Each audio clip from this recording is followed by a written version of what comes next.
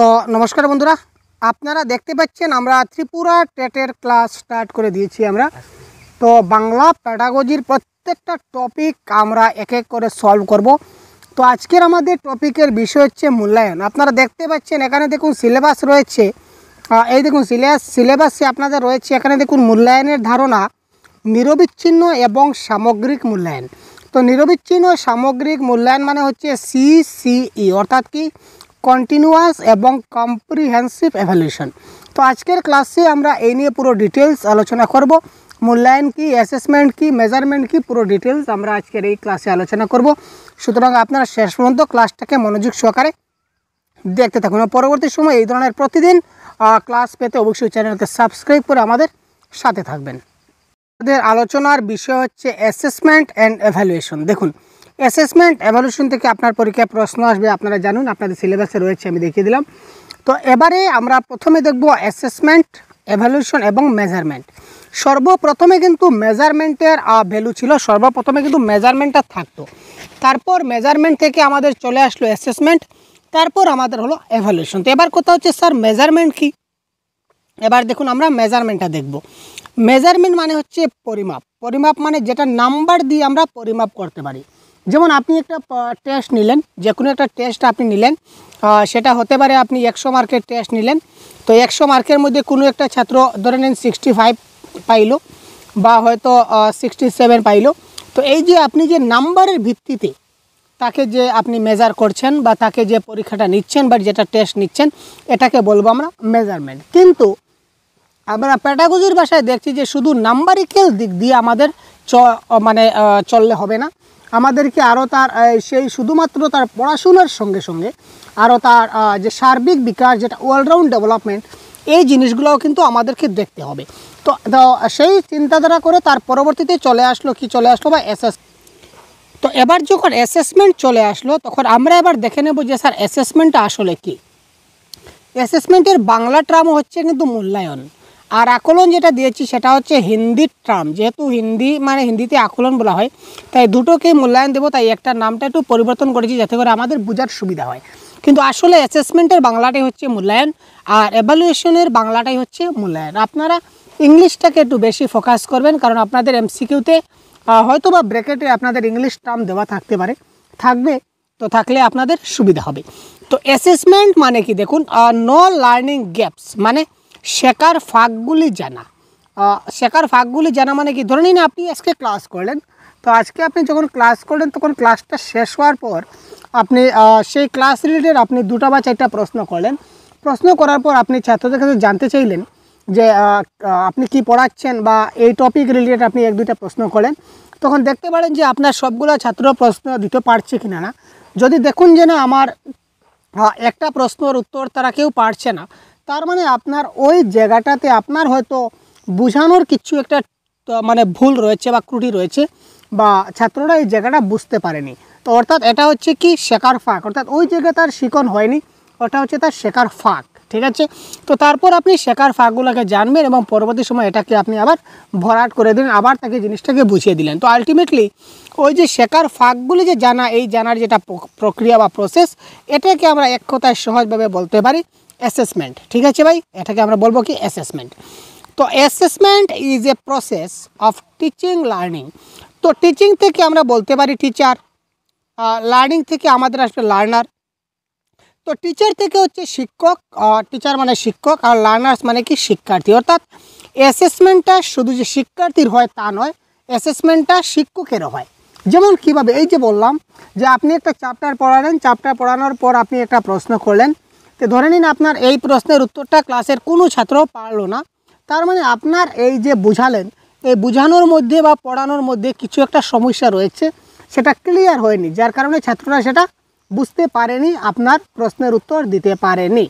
তাই আপনি বুঝলেন যে আমার এখানে সমস্যা রয়েছে, আপনি অ্যাসেসমেন্ট করলেন এবং আপনি বুঝলেন যে আমার সেখানে ফাঁক রয়েছে, তারপর আপনি কি করলেন, ওই জিনিসটাকে আবার তাকে ভালো করে বুঝিয়ে দিলেন। তো অ্যাসেসমেন্টটা শিক্ষকেরও হবে এবং শিক্ষার্থীরও হবে। ঠিক আছে ভাই, নেক্সট দেখি। এবার দেখুন, এই যা কথা বলেছিলাম অ্যাসেসমেন্ট মানে কি, যদি আমরা একটু লিখিত ভাষায় যদি জানতে চাই, তো assessment is a part of teaching learning process. এটা হচ্ছে টিচিং লার্নিং প্রসেসের একটা অবিচ্ছেদ্য অঙ্গ। Assessment is to improve teaching learning process, যে শিক্ষণ প্রক্রিয়াটাকে ইমপ্রুভ করার একটা মাধ্যম হচ্ছে কি অ্যাসেসমেন্ট। ঠিক আছে, আপনি যে পড়াচ্ছেন, আর এটা সবসময় অ্যাসেসমেন্টটা মনে রাখবেন ডিউরিং হবে, আমরা আসবো। ডিউরিং মানে কি, যখন আপনি পড়াচ্ছেন তখন মানে ক্লাস চলাকালীন সময় আপনি যে অ্যাসেসমেন্টটা নেবেন সেটাই হবে কি আপনার অ্যাসেসমেন্ট। যে পরীক্ষাটা নেবেন বা যে টেস্টটা নেবেন এটাই হচ্ছে আপনার কি অ্যাসেসমেন্ট। অর্থাৎ আপনি ক্লাসটা করাচ্ছেন, ক্লাসটা করাতে করাতে আপনি বললেন যে বলো তো আমি যে ক্লাসটা করলাম, আমি যে এই বর্তমানে সৌরজগতের ক্লাসটা করছি, তো বলো তো বুধ গ্রহ পৃথিবী থেকে কত কিলোমিটার দূরে, বা বলো তো আমাদের পৃথিবী, আমাদের এখান থেকে আমাদের পৃথিবী থেকে সূর্যের দূরত্ব কত, কিংবা পৃথিবী থেকে বুধ কাছে নাকি শুক্র কাছে, বা সবচেয়ে ছোটো গ্রহ কোনটি, বড় গ্রহ কোনটি। অলরেডি আপনি এই সৌরজগতের চ্যাপ্টারটা ক্লাস কমপ্লিট করে নিলেন। কমপ্লিট করার সঙ্গে সঙ্গে আপনি এই চ্যাপ্টারটা শেষ হওয়ার সঙ্গে সঙ্গে কিংবা পড়ানোর মধ্যে আপনি তাকে যে প্রশ্ন করবেন, এই প্রসেসটা হচ্ছে অ্যাসেসমেন্ট। এবং এখানে আপনি বুঝতে পারবেন যে আপনার ছাত্ররা কতটুকু বুঝতে পারছে আর কতটুকু বুঝতে পারেনি। এই যে আমার ছাত্রটা আমার ক্লাস থেকে কতটুকু বুঝতে পারলো বা কতটুকু বুঝতে পারলো না, এইটা জানার মূল প্রক্রিয়ার নামই হচ্ছে ভাই অ্যাসেসমেন্ট। ক্লিয়ার হচ্ছে ভাই? এতটুকু ক্লিয়ার হচ্ছে? কমেন্ট বক্সে জানাবেন আপনারা। তো তারপর দেখে নেওয়া যাক। এবার দেখুন, অ্যাসেসমেন্টের কিছু টাইপস আছে বা প্রকার আমরা বলতে পারি। অ্যাসেসমেন্ট সাধারণত বলি যদি, তাহলে বলবো আমরা 4 প্রকারের। একটা হচ্ছে ভাই ফরমেটিভ অ্যাসেসমেন্ট, মানে গঠনমূলক মূল্যায়ন। আরেকটা হচ্ছে সামেটিভ অ্যাসেসমেন্ট, মানে সারসংক্ষেপমূলক মূল্যায়ন। বা আরেকটা হচ্ছে সেলফ অ্যাসেসমেন্ট, মানে স্বমূল্যায়ন। আরেকটা হচ্ছে পিয়ার অ্যাসেসমেন্ট, মানে সহকর্মী মূল্যায়ন। এবার দেখুন, একটা ইংলিশ টার্মের কিন্তু বিভিন্ন বাংলা মিনিং থেকে থাকে, তাই আপনারা সবসময় ইংলিশটাকে একটু ফোকাস দিয়ে চলবেন, কারণ বাংলার টার্মগুলো অনেক সময় মানে একটা বাংলার অনেক মিনিং হয়ে যেতে পারে। তো ফরমেটিভ অ্যাসেসমেন্টের বাংলাটা গঠনমূলক না দিয়ে আরও কিছু একটা দিয়ে দিতে পারে। তো আপনি কনফিউশন হবেন না, ইংলিশ টার্মটা একটু দেখে নেবেন। আশা করি আপনার এক্সামে ইংলিশ টার্মটা দেওয়া থাকবে, আর দেওয়া যদি নাইবে থাকে তাহলেও আপনি মোটামুটিভাবে একটা অনুমান করে বুঝে নিতে পারবেন। আপনি কনসেপ্টটা ইংলিশে বুঝে নিন, বুঝে নেওয়ার পর আপনি আরামসে সেটাকে আপনি পরীক্ষায় মানে ক্লাসটা কমপ্লিট করতে পারবেন। এবার আমরা এক এক করে দেখব যে what is formative assessment, what is summative assessment, what is self assessment, what is peer assessment. এই সবগুলো আমরা এবার এক এক করে দেখব। এবার দেখুন, প্রথম যেটা টাইপ, যেটাকে বলেছে কি ফরমেটিভ অ্যাসেসমেন্ট। ফরমেটিভ অ্যাসেসমেন্ট মানে হচ্ছে গঠনমূলক মূল্যায়ন। এবার দেখুন গঠনমূলক মূল্যায়ন। এবার দেখুন, আমরা এখানে অ্যাসেসমেন্ট ফর লার্নিং, এখানে আমরা একটা ব্ল্যাঙ্ক পেজ পাচ্ছি না, তাহলে আপনাদের হয়তো লিখে দিতাম। এই সবগুলো আপনাদের কাছে রয়েছে। আচ্ছা ঠিক আছে, এবার আমরা এখানে দেখাই। এবার দেখুন অ্যাসেসমেন্ট যদি বলে, অ্যাসেসমেন্ট দিয়ে লার্নিং দেবে, অ্যাসেসমেন্ট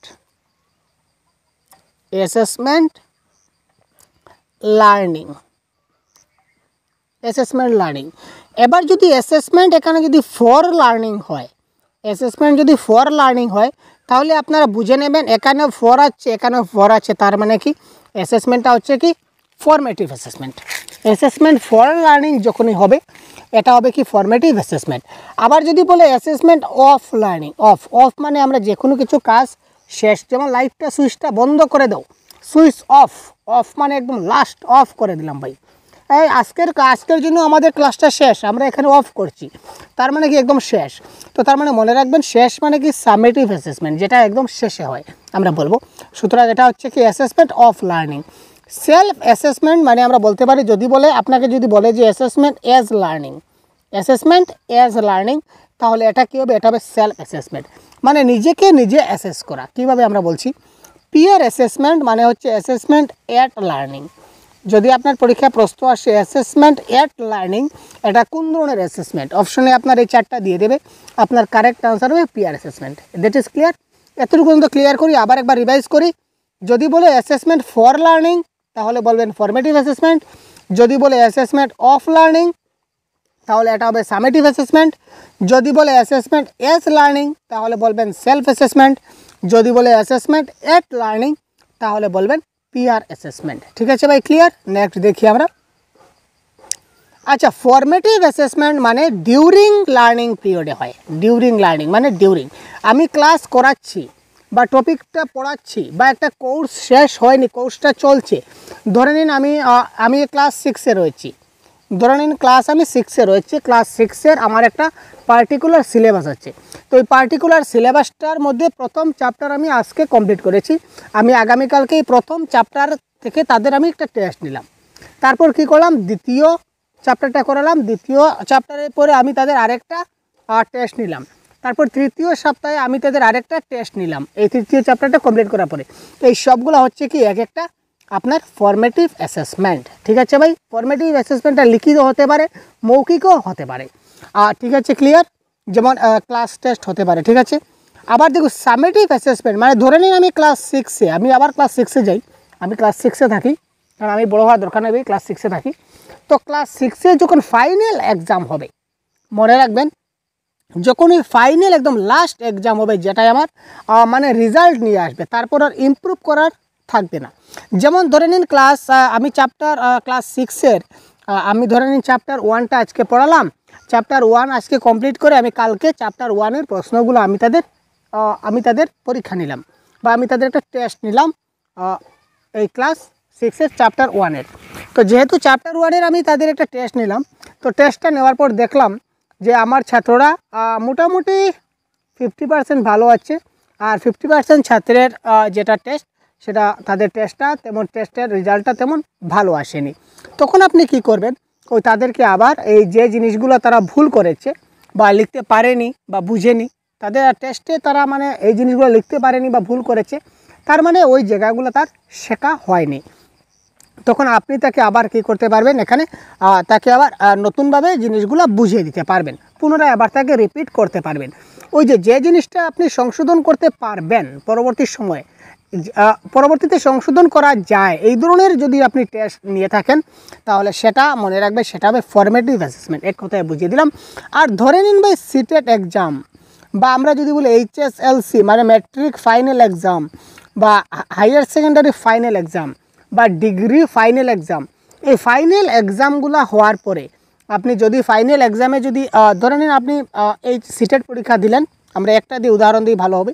তো সিটেট এক্সাম আপনি দিলেন, তো সিটেট এক্সাম আপনি দিয়ে দিলেন ভাই, সিটেট এক্সাম আপনি দিয়ে দিলেন, দিয়ে দেওয়ার পর সিটেট এক্সামটা দিয়ে দেওয়ার পর সিটেটের আপনার রেজাল্ট চলে আসলো। ঠিক আছে, তারপর আপনি দেখলেন যে না, আপনি তো এখানে স্কোর আপনার কম হচ্ছে, এটাকে আবার সেই মানে এই ডিউরিং দিস পিরিয়ড, এই পিরিয়ডে কি আপনি সেটাকে ঠিক করতে পারবেন? আবার মোটেই না, আপনাকে পরবর্তী সময় আবার সিটেট অ্যাপ্লাই করতে হবে, আবার পরীক্ষা দিতে হবে। তার মানে কি, একবার সিটেট দিয়ে দিলেন মানে একটা আপনার জাজমেন্ট হয়ে গেল, ফাইনাল পরীক্ষা হয়ে গেল। তো এই ধরনের ফাইনাল পরীক্ষা যখনই হবে বা ফাইনাল টেস্ট যখনই হবে, জেনারেলি পরীক্ষা শব্দটা বারবার বলছি আপনাদের বোঝার জন্য, কিন্তু মনে রাখবেন পরীক্ষা শব্দটা হচ্ছে নেগেটিভ ওয়ার্ড। যদি কখনও আপনার প্রশ্নে পরীক্ষা আসে, তাহলে সেটা ম্যাক্সিমাম সময় অর্থাৎ 95% ক্ষেত্রে সেটা নেগেটিভ হয়ে যাবে, কারণ সেটা আপনার আনসার শুদ্ধ আনসার না হওয়ার চান্স খুব বেশি। পরীক্ষা আমি বলছি কারণ যাতে করে আপনারা খুব সহজভাবে বুঝতে পারেন, যার জন্য পরীক্ষার শব্দটা ইউজ করছি, কিন্তু আসলে পরীক্ষা শব্দটা হচ্ছে নেগেটিভ। আপনি শুধু বোঝার জন্য আমি বলছি, বারবার বলছি ভাই। ঠিক আছে, তো আমরা অ্যাসেসমেন্ট সামেটিভ অ্যাসেসমেন্টটা বুঝলাম এবং ফর্মেটিভ অ্যাসেসমেন্টটা বুঝলাম। ফর্মেটিভ অ্যাসেসমেন্টটা ডিউরিং লার্নিং হবে, আর সামেটিভ অ্যাসেসমেন্টটা একদম এন্ড অফ দ্য কোর্স বা এন্ড অফ দ্য সেশন, একটা কোর্সের শেষে পরীক্ষা হবে বা একদম ফাইনাল জাজমেন্টের জন্য যে পরীক্ষা হবে, এটা হবে সামেটিভ অ্যাসেসমেন্ট। আচ্ছা, এবার সেলফ অ্যাসেসমেন্ট। সেলফ অ্যাসেসমেন্ট বলতে আমরা সহজভাবে ধরতে পারি মক টেস্ট। আপনি নিজেকে অ্যাসেসমেন্ট করবেন। আপনি আজকে আমি আপনাদের ক্লাস করাচ্ছি অ্যাসেসমেন্ট অ্যান্ড এভালুয়েশন এই টপিকটার উপরে। আপনি ক্লাসটা খুব ভালো করে দেখে নিলেন, টপিকগুলো কনসেপ্টটা খুব ভালো করে ক্লিয়ার হয়ে নিলেন। তারপর যে কোনো জায়গা থেকে বা আমাদের সহজগুরু অ্যাপ থেকেও আপনারা মক টেস্ট দিতে পারবেন। আপনারা যে কোনো জায়গা থেকে আপনারা কী করলেন, এই অ্যাসেসমেন্ট এবং এভালুয়েশনের উপর আপনারা কী করলেন, নিজে মক টেস্ট দিয়ে দিলেন। তো মক টেস্ট দেওয়ার পর আপনারা নিজে থেকে বুঝতে পারলেন যে এই টপিকটা সম্বন্ধে আপনাদের 100% ক্লিয়ার হয়েছে কিনা না, আমি কতটুকু বুঝতে পারছি কিনা না, কতটুকু সাফল্য আমার অর্জন হচ্ছে কিনা, অর্থাৎ নিজেকে নিজে আপনি যাচাই করতে পারবেন। তো যে টেস্টের মাধ্যমে নিজেকে নিজে যাচাই করা যায়, এটা হচ্ছে কি সেলফ অ্যাসেসমেন্ট। যেমন ধরুন মেয়েরা, মায়েরা, বোনেরা সবাই কী করে ভাই, রান্নার পর একটু মুখে দিয়ে টেস্ট করে নেয়। চা বানানোর পর দেখবেন 1 ফুটো চা চামচের নিয়ে তারা কী করে জিহ্বাতে লাগিয়ে দেয়। কারণ কি, কারণ দেখি তো চায়ে মিষ্টি হলো কিনা না, অর্থাৎ সে নিজে চাটা তৈরি করেছে, তারপরে আবার নিজেই টেস্ট করছে সবাইকে দেওয়ার আগে একটু আলাদাভাবে। তার মানে সে নিজে নিজে কী করছে, সেলফ অ্যাসেসমেন্ট করছে বা স্বমূল্যায়ন করছে। তো এটাকে আমরা বলবো অ্যাসেসমেন্ট অ্যাজ লার্নিং, যেটা আগে বলেছিলাম। আর পিয়ার অ্যাসেসমেন্ট মানে হচ্ছে কি ভাই, সহকর্মী মূল্যায়ন। মানে আপনি আপনার সহকর্মী মূল্যায়নটা দুই ধরনের হতে পারে, একটা হতে পারে গ্রুপ ওয়াইজ আর একটা হতে পারে ফ্রেন্ড ওয়াইজ। যেমন কীভাবে, ধরে নিন দুটা গ্রুপ আছে, একটা হচ্ছে এ গ্রুপ, একটা হচ্ছে বি গ্রুপ। এ গ্রুপে আপনি 5 জন ছাত্রকে সিলেক্ট করলেন, বি গ্রুপে আরও 5 জন ছাত্রকে সিলেক্ট করলেন। আপনি একটা টেস্ট নিলেন, টেস্ট নেওয়ার পর এ গ্রুপের যে খাতাগুলা, যে খাতা লিখিত খাতাগুলা, এই খাতাগুলো আপনি বি গ্রুপে দিয়ে দিলেন, আর বি গ্রুপের যারা রয়েছে তাদের খাতাগুলো আপনি এ গ্রুপে পাঠিয়ে দিলেন, যে তোমরা নিজেদের মধ্যে দেখো তো, এ গ্রুপের খাতাগুলো তোমরা দেখো কে কতটা ভুল করেছে শুদ্ধ করেছে, তোমরা মিলিয়ে মিলিয়ে দেখো তো। আর বি গ্রুপের খাতাটা এ গ্রুপে দিলেন, যে তোমরা দেখো তো তাদের কোনো ভুল হচ্ছে কিনা না। এটা হচ্ছে আমরা গ্রুপের মাধ্যমে করতে পারি, বা ইন্ডিভিজুয়ালি করতে পারি। যেমন একটা ছেলের নাম হচ্ছে রহিম, একটা ছেলের নাম হচ্ছে রাজু, ঠিক আছে, রহিম এবং রাজু। তো রহিমের খাতাটা রাজুকে দিলেন, রাজুর খাতাটা রহিমকে দিলেন।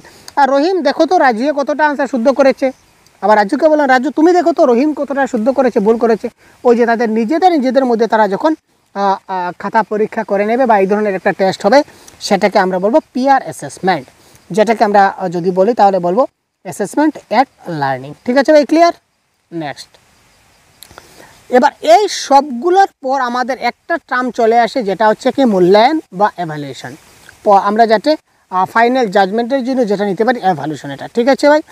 তো এভালুয়েশনটা কি আমরা ডিটেলসে বুঝবো, এখানে দেখলে আমরা একটু ভালো করে বুঝে নিতে পারবো। এবার দেখুন এখানে অ্যাসেসমেন্ট এবং এভালুয়েশনের একটা ডিফারেন্স আমরা তুলে ধরেছি। অ্যাসেসমেন্টটা কী হয়, ইজ অনগোয়িং, মানে একটা চলতি প্রসেস। আমরা বলেছিলাম না, অনগোয়িং অ্যাক্টিভিটিস বা ডিউরিং পিরিয়ড, এটা চলতে থাকে। অ্যাসেসমেন্টটা হচ্ছে একটা পজিটিভ সেন্স, মানে একটা যদি কেউ কিছু যদি ভুল করে তাহলে সেটাকে পরবর্তী সময় শুধরানো যায়। তো এই অনুযায়ী এটা পজিটিভ সেন্স। ইজ ইন্ডিভিজুয়ালাইজড, অর্থাৎ প্রত্যেকজন এক এক করে আমরা কি করতে পারি, অ্যাসেসমেন্ট করতে পারি। যেমন আমি যদি একটা ক্লাস নিলাম, তো ক্লাস নেওয়ার পর বললাম এই তুমি দাঁড়াও তো, বলো তো কী বললাম, এই তুমি দাঁড়াও তো, এইটার আনসার কী হবে, এই তুমি দাঁড়াও তো, এটা বলো তো। অর্থাৎ প্রত্যেকজনকে আমরা এক এক করে আমরা কী করতে পারি, অ্যাসেসমেন্ট করতে পারি, দ্যাট ইজ কল ইন্ডিভিজুয়ালাইজড। তারপর যদি প্রয়োজন মনে করি তাহলে আমরা তাদেরকে ফিডব্যাক দিতে পারি, যে এইভাবে নয়, তুমি এইভাবে করলে তোমার ভালো হবে, সুন্দর হবে, শুদ্ধ হবে। ঠিক আছে, দ্যাট ইজ কল অ্যাসেসমেন্ট। আর এভালুয়েশন কি, এটা বুঝে গেলেই আমাদের হয়ে গেল। এটা প্রোভাইডস ক্লোজার, মানে এটা একদম কী করে ভাই, একদম লাস্ট স্টেজে নিয়ে যায়। যেমন সিটেট এক্সাম এভালুয়েশন দিয়ে দিলেন, তার পরবর্তী সময় যদি ভুল হয় তাহলে সেটার কোনো সংশোধন নাই। ই জাজমেন্টাল, এটা একটা বিচারযোগ্য, যে আপনি একটা এভালুয়েশন দিলেন, আপনাকে এভালুয়েট করা হলো, তারপর আপনি একটা ফাইনাল জাজমেন্টে চলে গেলেন যে আপনার রেজাল্ট কী হতে চলেছে বা রেজাল্ট কী দাঁড়াচ্ছে। ইজ অ্যাপ্লাইড এগেইনস্ট স্ট্যান্ডার্ড, এটা স্ট্যান্ডার্ড ভিত্তিতে এই এভালুয়েশনটা নেওয়া হয়। ফর্মেটিভ অ্যাসেসমেন্ট, ফর্মেটিভ হোক, যে কোনো কিছু হোক, আমরা যে কোনো সময় যে কোনোভাবে নিতে পারি। এই তুমি দাঁড়াও তো, এটা কী হতে পারে, এই তুমি দাঁড়াও তো, এই বললাম এটা কি, ওটা যে কোনোভাবে আমরা যে কোনো সময় অ্যাসেসমেন্ট করতে পারি। কিন্তু এভালুয়েশন করতে গেলে তার একটা নির্দিষ্ট স্ট্যান্ডার্ড জিনিস আছে। যেমন একটা কোয়েশ্চন পেপার লাগবে, পেন পেপার টেস্ট যখন করব তখন একটা কোয়েশ্চন পেপার লাগবে। যখন আমরা কোয়েশ্চন পেপার বানাবো তখন আমাদের ব্লু প্রিন্ট মেনটেন করতে হবে। এই তো অনেকগুলো জিনিস আছে, যার কারণে বলা হচ্ছে ইজ অ্যাপ্লাইড এগেইনস্ট স্ট্যান্ডার্ডস। ঠিক আছে, শোয়িং শর্টফল, যেখানে আমরা কি করতে পারি, যদি সমস্যা হয়ে থাকে তাহলে তার কতটুকু রেজাল্ট জাজমেন্ট সেটা বুঝতে পারি। আর এই দুটোটার মূল উদ্দেশ্য হচ্ছে যে শিক্ষার্থী কতটুকু শিখতে পারছে তা জানা এবং প্রয়োজনে তাকে তার এভিডেন্স দেওয়া।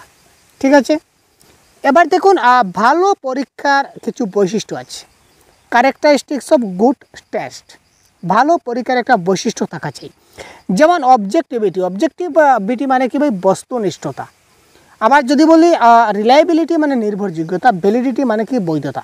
এবার কথা হচ্ছে স্যার অবজেক্টিভিটি মানে কি, মানে মাল্টিপল বেস কোয়েশ্চন, রিলায়েবিলিটি মানে নির্ভরযোগ্যতা, মানে সেটা কি বুঝলাম না, তো জিনিসটা একটু বুঝিয়ে দিচ্ছি।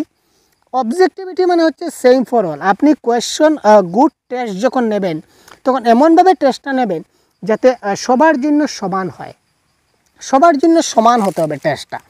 রিলায়েবিলিটি মানে তার যেটা রেজাল্ট আসবে সেটা সবার ক্ষেত্রে তার একটা পার্টিকুলার রেজাল্ট থাকতে হবে। যেমন আমি যদি প্রশ্ন করি যে ভারতের প্রধানমন্ত্রীর নাম কি, ঠিক আছে, তাহলে ভারতের প্রধানমন্ত্রীর নাম কি, তো এটা সবার ক্ষেত্রে কিন্তু ভারতের প্রধানমন্ত্রীর নাম আমি দিতে পারি, সবার জন্য সমানভাবে আমি দেব। তারপর সেটা একটা ভ্যালিডিটি মেজার থাকতে পারে। ফর এক্সাম্পল যেমন প্যারাসিটামল ট্যাবলেট দিয়ে আমরা বোঝাতে পারি। প্যারাসিটামল ট্যাবলেট, ঠিক আছে, প্যারাসিটামল ট্যাবলেটের উদাহরণটা কীভাবে দেবো আমরা বুঝিয়ে দিচ্ছি। ধরে নিন একজনের জ্বর আসছে, একজনের জ্বর এসেছে, তো জ্বর আসলে আমরা কি করব, প্যারাসিটামল ট্যাবলেট দিই। অর্থাৎ যতজনের জ্বর আসবে সবাইকে আমরা কি করব, প্যারাসিটামল ট্যাবলেট দেব। মানে সেম ফর অল, সবার জন্য সমান হয়ে গেল। তার মানে that is call objectivity. Paracetamol ট্যাবলেটটা খাওয়ার পর রেজাল্ট আসবে, অর্থাৎ জ্বর কমে যাবে। দ্যাট ইজ কল, এটা হচ্ছে রিলেবিলিটি, মানে তার একটা রেজাল্ট আছে। আর এটা একটা ভ্যালিডিটি বা মেজার আছে, মানে কি যখন যখন জ্বর আসবে তখন আমি কি করব, প্যারাসিটামল ট্যাবলেট খাবো। ঠিক আছে, তো এই হচ্ছে অবজেক্টিভিটি, রিলায়েবিলিটি এবং ভ্যালিডিটি। একটা বস্তুনিষ্ঠতা থাকা চাই, একটা নির্ভরযোগ্যতা থাকা চাই, একটা বৈধতা থাকা চাই। That is call evaluation. আর অ্যাসেসমেন্ট ফর লার্নিং যেটা আমরা বলেছিলাম, এটা তো অলরেডি বলে দিচ্ছি, তবুও আমরা কি বলবো, লিখিত ভাষায় যদি বলি, শিক্ষাদান এবং শেখার প্রক্রিয়া জুড়ে শিশুর অগ্রগতি পর্যবেক্ষণ করে, তাদের শেখার চাহিদা জানতে এবং উপযুক্ত কৌশল নির্বাচন করে শূন্যস্থান পূর্ণ করতে সাহায্য করে।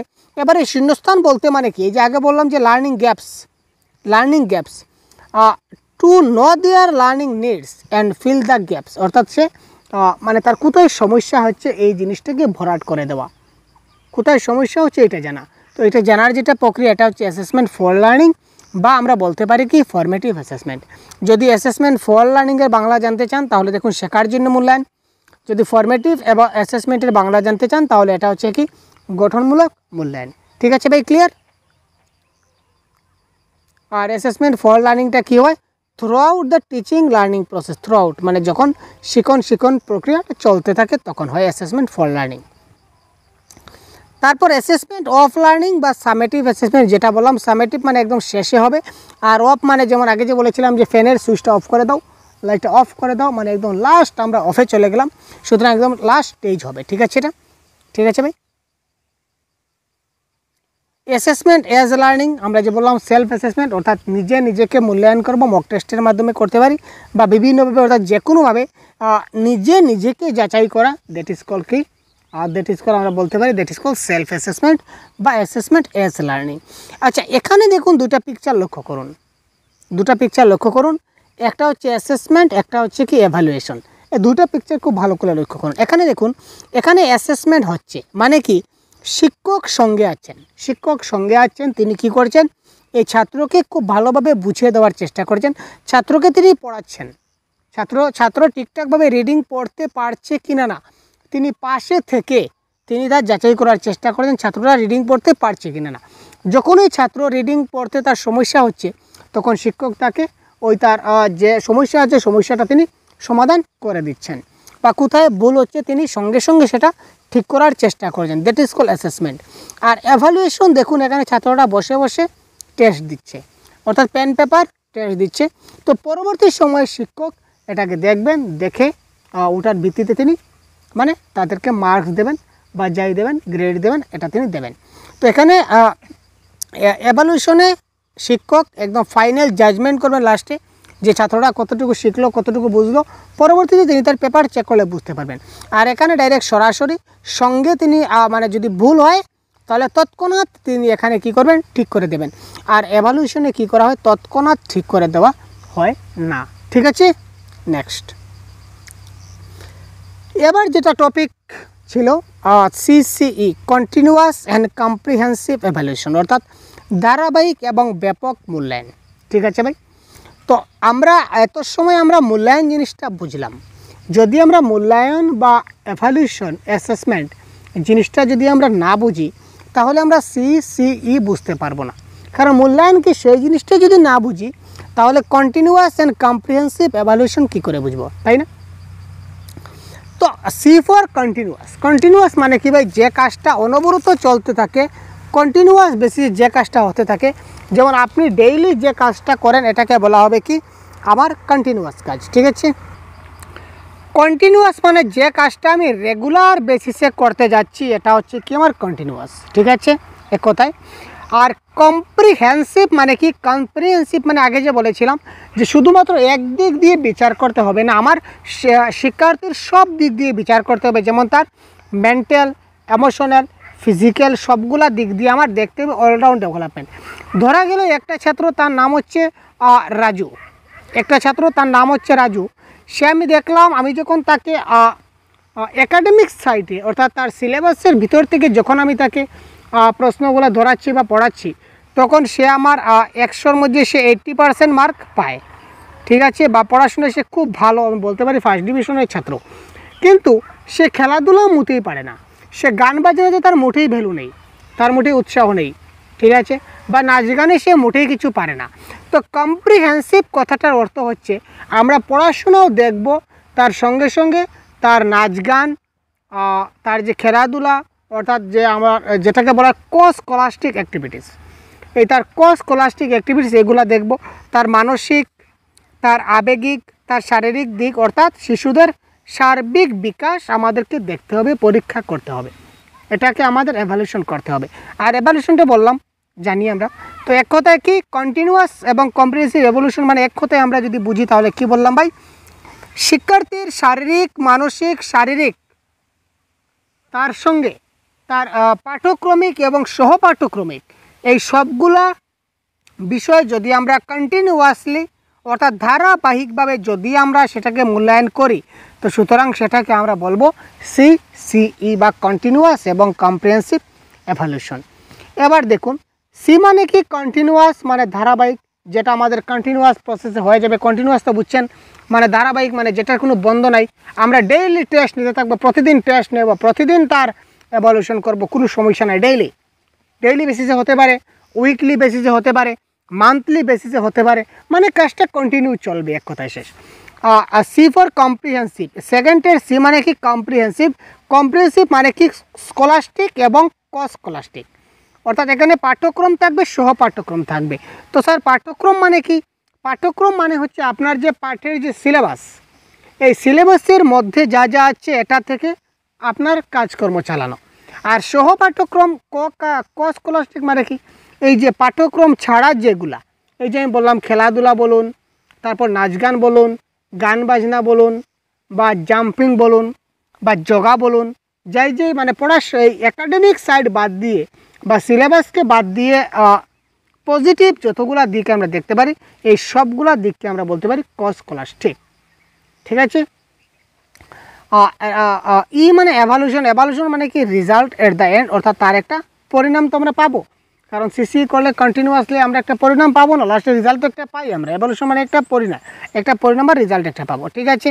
তো যেখানে আমরা স্কলাস্টিক করবো এবং কস্কলাস্টিক আমরা করতে পারি, ঠিক আছে। নেক্সট দেখি,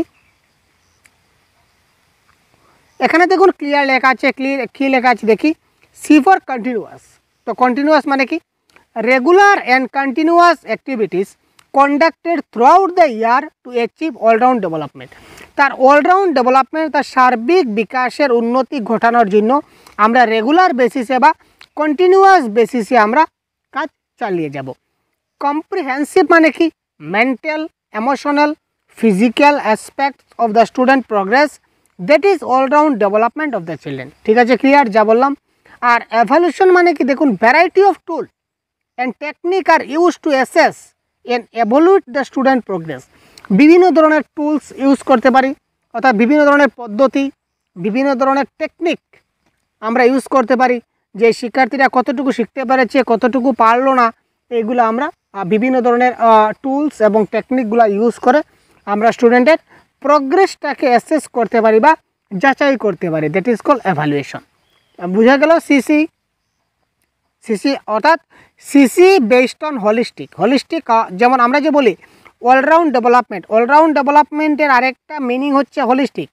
আপনারা দেখতে পাবেন কোনো অপশনে পাবেন যে হলিস্টিক ডেভেলপমেন্ট বা হলিস্টিক প্রোগ্রেস বা হলিস্টিক প্রসেস।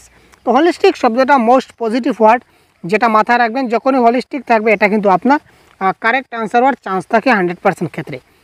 তো সিসি বেসড অন হলিস্টিক অর্থাৎ অলরাউন্ড ডেভেলপমেন্ট, যেমন ফিজিক্যাল হতে পারে, সোশিয়াল হতে পারে, ইমোশনাল হতে পারে বা মেন্টাল ডেভেলপমেন্ট হতে পারে। সার্বিক উন্নয়ন যেমন শিশুর শারীরিক, মানসিক, সামাজিক বিকাশ ইত্যাদি আমরা দেখতে পারি, ঠিক আছে। এবার যদি বলে রেশিও বা পার্সেন্টেজ, আমরা তো আগে অ্যাসেসমেন্ট দেখেছিলাম যে সামেটিভ এবং ফর্মেটিভ আমরা অ্যাসেসমেন্ট দেখেছি। এবার যদি প্রশ্নে আসি যে সামেটিভ এবং ফর্মেটিভ অ্যাসেসমেন্টের রেশিও বা পার্সেন্টেজ কী, তো ফর্মেটিভ থেকে আপনারা মনে রাখবেন 40, ফর্মেটিভ থেকে মনে রাখবেন 40%। আর যেহেতু 40% বেঁচে থাকলো, তা 40% চলে গেল, তার মানে 60% তো বেঁচেই থাকলো ভাই। যদি পার্সেন্টেজ বলে তাহলে এটা হবে ফর্মেটিভ থেকে 40% আর সামেটিভ থেকে 60%। আর যদি রেশিও বলে তো রেশিও বললে কী হবে ভাই, 40:60, 40:60। যদি আমরা ম্যাথসের ভাষায় যদি ক্যালকুলেট করি তাহলে 0 0 কাটা গেল, 2 দিয়ে যদি ভাগ করি তাহলে এখানে 2 এখানে 3। আমরা বলতে পারি যে স্যার কাটাকাটি করে বা আমরা ডিভাইড করে আমরা 2:3ও পেতে পারি। ঠিক আছে, যদি রেশিও যদি পরীক্ষায় আসে, রেশিও আসলে কারেক্ট আনসারটা 2:3 হতে পারে, আবার 40:60 হতে পারে। আপনার অপশনে যা থাকবে সেটা আপনারা দিয়ে দেবেন, কিন্তু অপশনে কখনও 40:60 এবং 2:3 দুটাই কিন্তু কখনও থাকবে না, যে কোনো একটা থাকবে। তো অপশনে যদি আপনার 40:60 থাকে তাহলে দেবেন, আর যদি 2:3 থাকে তাহলে ওটাই দিয়ে দেবেন। আর পার্সেন্টেজ কখনও 2% আর 3% হবে না, এটা মাথায় রাখবেন। পার্সেন্টেজ সবসময় আপনার 40 এবং 60 হবে। ঠিক আছে, তো এটা হচ্ছে ফর্মেটিভ অ্যাসেসমেন্ট, সামেটিভ অ্যাসেসমেন্ট সম্বন্ধে তুলোধনা। তো সামেটিভের আরেকটা বাংলা হচ্ছে সমষ্টিগত মূল্যায়ন। আমি বললাম না যে বিভিন্ন ধরনের বাংলা টার্ম আমরা পাবো, তো ইংলিশ টার্মটা মাথায় রাখলে আমরা খুব ভালোভাবে বুঝতে পারি। তো ফর্মেটিভ অ্যাসেসমেন্ট আমরা কখন করব, হোয়েন মানে কখন করব ভাই, থ্রু আউট দ্য কোর্স। একটা কোর্স চলাকালীন সময়, যে কোনো সময় আমরা ফর্মেটিভ অ্যাসেসমেন্ট করতে পারি। কেন করব, হোয়াই মানে ফর্মেটিভ অ্যাসেসমেন্টটা কেন করব, identify gaps and improve learning. তার কোথায় তার আইডেন্টিফাই গ্যাপ, তার কোথায় ফাঁক রয়েছে, এবং ইমপ্রুভ লার্নিং, তার শিখনের কোথাও ফারাক রয়েছে কিনা, এই জিনিসগুলো আমরা দেখব। হোয়াই মানে কথা হচ্ছে স্যার কেন করব। 1 মিনিট, এটা হচ্ছে সামেটিভ অ্যাসেসমেন্ট। সামেটিভ মানে কি, আমরা কখন করব, at the end of instructional period. আগে বলেছিলাম একটা পিরিয়ডের একদম শেষে, যেমন সিটেট ফাইনাল এক্সাম, এটা আমাদের লাস্ট। ঠিক আছে, বা যে কোনো এক্সাম, যে কোনো যেমন HSLC ফাইনাল এক্সাম, যে কোনো এক্সামে যেটা ফাইনাল যেটা এক্সাম হবে, end of the instructional period, এটা হচ্ছে সামেটিভ অ্যাসেসমেন্ট। আর সামেটিভ অ্যাসেসমেন্ট আমরা কেন করব, collect evidence of student knowledge, skill and proficiency. যে শিক্ষার্থীরা এই সমস্ত যে এতদিন সে কোর্সটা করলো, এই কোর্স থেকে সে কতটুকু জ্ঞান অর্জন করতে পারলো, এটা যাতে আমরা যাচাই করতে পারি বা এটা একটা এভিডেন্স নিতে পারি। তো যার জন্য আমরা সামেটিভ অ্যাসেসমেন্টটা, সামেটিভ এভ্যালুয়েশনটা নিতে পারি। তো এবার দেখি আমরা কয়েকটা MCQ আছে, খুব তাড়াতাড়ি সলভ করব, আপনারাও আমাদের সঙ্গে সঙ্গে সলভ করুন। এবং আমরা বলার আগে আশা করছি আপনারা কমেন্ট বক্সে কারেক্ট আনসারগুলো দেবেন। তো যেহেতু ক্লাসটা রেকর্ডেড ক্লাস হচ্ছে, তাই আপনারা আনসারগুলো নিজে নিজে করার চেষ্টা করুন এবং কমেন্ট বক্সে অবশ্যই জানাবেন যে কারেক্ট আনসার কী হতে পারে। 1 নম্বর হচ্ছে the primacy of assessment is. প্রত্যেকটা কিন্তু টপিকের উপর ভিত্তি করছে, এবং এই টপিকের আমরা আরও অন্যান্য অনেকগুলো MCQ সিরিজ নিয়ে আসবো এই টপিকের উপর। সুতরাং সাথে থাকবেন, নতুন হলে চ্যানেলকে সাবস্ক্রাইব অবশ্যই করবেন। ঠিক আছে, তো মূল্যায়নের প্রধান বিষয় হলো, মূল্যায়নের প্রধান বিষয় কি, সমস্যা নির্ণয় এবং প্রতিক্রিয়া, স্কোর উন্নত করা, শিক্ষার্থীদের র্যাঙ্কিং করা, শিক্ষার্থীদের মধ্যে বৈষম্যমূলক আচরণ করা। মনে রাখবেন আমরা কখনো ডিসক্রিমিনেট করি না, আমরা আমাদের কাছে সকল শিশুকে সমান, সবাইকে সমান অধিকার আমাদের দিতে হবে, সবার জন্য আমাদের সমান অ্যাক্টিভিটি করতে হবে। সুতরাং এখানে ডিসক্রিমিনেট হলো না। আমরা স্টুডেন্টকে কখনো র্যাঙ্কিং দেই না যে তুমি ভালো স্টুডেন্ট তাই তোমাকে ভালো র্যাঙ্ক পাইয়ে দেবো, এটা মোটেই না। স্কোর কখনো আমরা স্কোর দেবো না। শিক্ষার্থীকে কী করি আমরা, মূল্যায়নের মূল বিষয় কি, ডায়াগনোস করা, মানে তার কোথায় তার সমস্যা রয়েছে এটা খুঁজে বের করা এবং তাকে ফিডব্যাক দেওয়া যে তোমার এখানে সমস্যা রয়েছে, তুমি এইভাবে করলে তোমার সেটা ইমপ্রুভ হয়ে যাবে। তো দ্যাট ইজ কল মূল্যায়নের প্রধান বিষয়। নেক্সট কোয়েশ্চন দেখি, N assessment should focus on. মূল্যায়নের উপর দৃষ্টি নিবন্ধ করা উচিত। মূল্যায়নের উপর কি নিবন্ধ করা উচিত, ফ্রিকুয়েন্ট টেস্ট মানে ঘন ঘন পরীক্ষা। এই যে বললাম পরীক্ষা শব্দটাই আসলে কিন্তু নেগেটিভ ওয়ার্ড ভাই। তারপর ঘন ঘন পরীক্ষা আমরা নিতে পারি না। শিক্ষার্থীদের গ্রেডিং আমরা দেবো না, একত্র কার্টুন। রিপোর্ট কার্ডও এখানে হবে না। তার মানে মূল্যায়ন বা অ্যাসেসমেন্ট হচ্ছে কি, ইমপ্রুভিং টিচিং লার্নিং প্রসেস, যেটা আগে কনসেপ্টে বলেছিলাম যে অ্যাসেসমেন্ট মানে কি, টিচিং লার্নিং প্রসেসটাকে কী করা বা ইমপ্রুভ করা। শিক্ষণ শেখার প্রক্রিয়াটাকে কি করতে হবে, আমাদের উন্নত করতে হবে। সুতরাং option number D is the right answer. ব্যাপক মূল্যায়ন বা comprehensive evaluation refers to assessment of তো এই প্রশ্নের কারেক্ট আনসার কি একটু ভাবুন এবং কমেন্ট বক্সে আনসার জানান তো তাড়াতাড়ি ভাই, খুব তাড়াতাড়ি কমেন্ট বক্সে জানান তো কারেক্ট আনসার কি হতে পারে ভাই। কম্প্রিহেন্সিভ এভলিউশন, এখানে দেখুন co curricular activities, academic subject, both scholastic এবং কস্কলাস্টিক। বারবার বলছি না আমরা যে কম্প্রিহেন্সিভ যখনই আসবে তখন আমরা বোথ স্কলাস্টিক এবং কস্কলাস্টিক, অর্থাৎ আমরা একাডেমিক সাইডটাও ধরবো এবং একাডেমিকের বাইরে যে খেলাধুলা, গান বাজনা অর্থাৎ সহ পাঠ্যক্রমিক দিকটাও আমরা দেখব। সুতরাং option number go is the right answer. What is the purpose of evaluation, মূল্যায়নের উদ্দেশ্য কী? আমরা মূল্যায়ন কেন করি?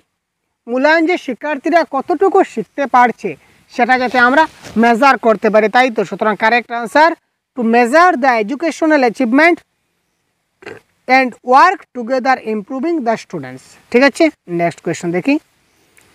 For hmm is evolution important in education, শিক্ষাক্ষেত্রে মূল্যায়ন কাদের জন্য গুরুত্বপূর্ণ? এবার দেখুন বৈষম্য আমরা করব না, ডিসক্রিমিনেট কেটে দিন। শিক্ষার্থীদের র্যাঙ্কিং দেওয়া মোটেই না, র্যাঙ্কিং কাটবো। ভালো নম্বর পাইয়ে দেবো পরীক্ষায়, সেটাও আমরা কেটে দেবো, সেটাও ক্যান্সেল। তো কারেক্ট অ্যান্সার কী দাঁড়ালো? অ্যাসেসমেন্ট ফর লার্নিং, মানে শিক্ষা দানের জন্য মূল্যায়ন, এটা হবে correct answer. Option number A is the right answer. তারপর দেখুন শিক্ষা দানের সময় শেখার অগ্রগতি পর্যবেক্ষণ করে এমন মূল্যায়ন। দেখুন during teaching learning process, learning process during teaching, যখন আমরা ডিউরিং চলবে, তো ডিউরিং যখন চলবে তখন কি হবে? আমি কিন্তু কনসেপ্টের ক্লাসে বলেছি ভাই বারবার, এই জন্য বলেছি যে কনসেপ্ট ইজ পাওয়ার। কনসেপ্ট যদি ভালো করে বুঝে নিন তাহলে এমসিকিউ বায়াত কা খেল। আপনি 10,000 এমসিকিউ মুখস্থ করেও কিন্তু পরীক্ষায় ভালো নম্বর করতে পারবেন না, কিন্তু কনসেপ্টের ক্লাসটা যদি ভালো করে দেখে নিন তাহলে ভালো নম্বর করতে পারবেন। কারণ 10,000 প্রশ্ন শিখলেন, মুখস্থ করলেন, 10,000 প্রশ্নের বাইরে অন্য একটা প্রশ্ন চলে আসলো, আপনি তো হতভম্ব, আপনি কিছু জানেন না। আর যদি কনসেপ্টটা যদি ক্লিয়ার করে নেন তাহলে এই কনসেপ্ট থেকে যে কোনো প্রশ্ন আসলে আপনি ক্লিয়ার করতে পারবেন। তো এটা কারেক্ট আনসার কী হবে? Formative assessment is the right answer. During যখন হবে তখন ফর্মেটিভ হবে, আর একদম শেষে বা এন্ড বা লাস্টে যখন হবে সেটা সামেটিভ হবে। ঠিক আছে, ডায়াগনোস মানে কি? ডায়াগনোস মানে এই দেখুন, এবার দেখছি আমরা ডায়াগনোস মানে কি। শেখার ঘাটতি চিহ্নিত করার জন্য কোন ধরনের মূল্যায়ন? যে তার সমস্যা হয়েছে সেটা আমরা চিনব কী করে, সেটা তার জন্য যে টেস্ট নেবে সেটা ডায়াগনোস মানে কারণ অনুসন্ধানমূলক পরীক্ষা। এটার বাংলা হচ্ছে রূপ নয়, এটার বাংলা হচ্ছে কি কারণ অনুসন্ধানমূলক পরীক্ষা। যে সে কেন পারছে না, তার কোথায় সমস্যা হচ্ছে, এটা যে আমরা খুঁজে বের করব, এটাকে বলা হয় ডায়াগনস্টিক টেস্ট। মূল্যায়ন কোন ক্ষেত্রে জ্ঞানের সর্বোচ্চ স্তর? তো এভলিউশনটা আমরা জানি কগনিটিভ ডোমেইন, অর্থাৎ জ্ঞানীয় ক্ষেত্র। ধারাবাহিক এবং ব্যাপক মূল্যায়নের জন্য সবচেয়ে উপযুক্ত যৌক্তিক বিবেচ্য বিষয় হওয়া উচিত। The most appropriate logical predicate for the continuous and comprehensive evolution should be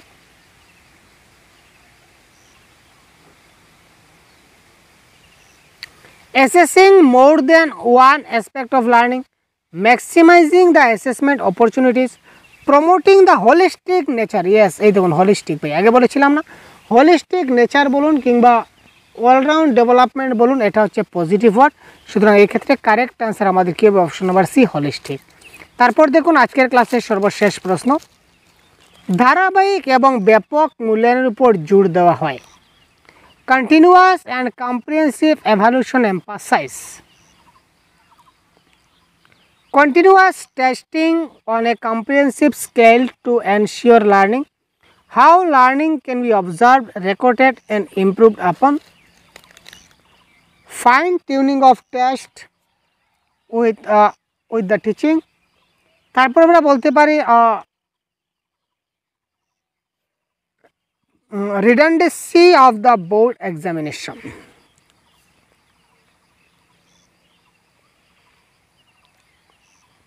তো ধারাবাহিক এবং অর্থাৎ সিসি আমরা কখন করব? How learning can be observed, recorded and improve আপন, যে কী করে কী করে লার্নিংটাকে কী করা যায়, পর্যবেক্ষণ করা যায়, রেকর্ড করা যায় এবং আরও ইমপ্রুভ করা যায়। সুতরাং কারেক্ট আনসার হচ্ছে অপশন নাম্বার বি। ঠিক আছে, এই ছিল আজকের সম্পূর্ণ ক্লাসের আনসার কি। তো সবাইকে ধন্যবাদ ক্লাসটা সম্পূর্ণ দেখার জন্য। পরবর্তী ক্লাসে অবশ্যই আবার কথা বলবো অন্য একটা টপিক নিয়ে। তো তখন ভালো থাকবেন, সুস্থ থাকবেন, আমাদের সঙ্গে থাকবেন। ধন্যবাদ, জয় হিন্দ।